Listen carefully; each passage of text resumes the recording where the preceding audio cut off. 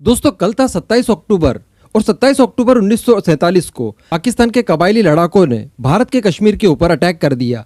उस समय मैं आपको बता दूं कि कश्मीर का विलय भारत में नहीं हुआ था और राजा हरि सिंह जी का यहाँ पर रूल चलता था। दोस्तों कबायलियों का ये हमला काफी ज्यादा बढ़ गया था और राजा हरि सिंह इनके खिलाफ युद्ध नहीं कर पा रहे थे। फाइनली राजा हरि सिंह ने भारत में कश्मीर के विलय के लिए तैयार हुए और उसके बाद फिर भारत की सेना पाकिस्तान के कबायलियों के खिलाफ लड़ने के लिए कश्मीर पहुंची। यहाँ पर मैं आपको बता दूं कि 27 अक्टूबर 1947 को भारतीय सेना ने कबायलियों के खिलाफ ये युद्ध लड़ना शुरू किया था। इसी उपलक्ष्य में भारतीय एयरफोर्स इस दिन को इन्फेंट्री डे के रूप में मनाती है। फाइनली हमने बहुत बेहतरीन युद्ध लड़ा और काफी हद तक कबायलियों को हमने पीछे कर दिया, लेकिन पीओके वाला हिस्सा छुड़वाते इससे पहले ही पंडित नेहरू न जाने क्यों यूएन चले गए और उसके बाद वहां पर उन्होंने फरियाद लगा दी। फाइनली ये कहा गया कि जो जहां पर है इस समय वो वहीं पर रहेगा। इस तरह से पीओके हमारे हाथों से चले गया।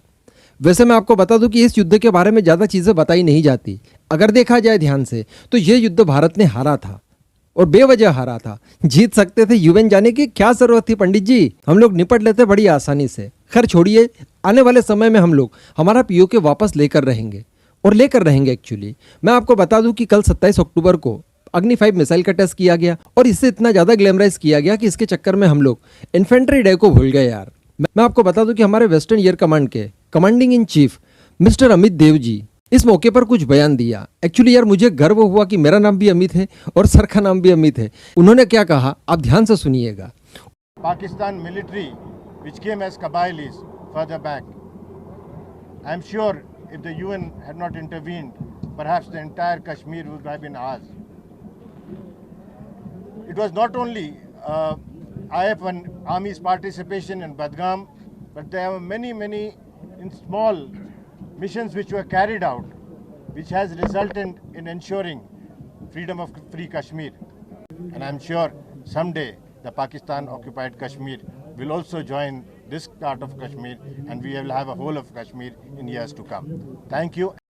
उन्होंने ये कहा कि एक ऐसा दिन आएगा कि जिस दिन हम हमारा पूरा कश्मीर एक करके रहेंगे, यानी पीओके को हम लोग वापस ले लेंगे। ये बहुत बड़ी बात है। इस तरह की बातें हर बार नहीं की जाती।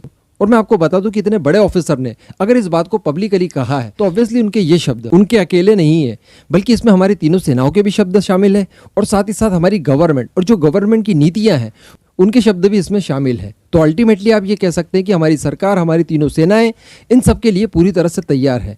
किसी भी समय हम लोग पीओके के ऊपर एक जोरदार स्ट्राइक करके, जी हाँ, एक जोरदार स्ट्राइक करके पीओके को वापस ला सकते हैं और संपूर्ण कश्मीर वाली चीज हम लोग दोबारा कायम कर सकते हैं।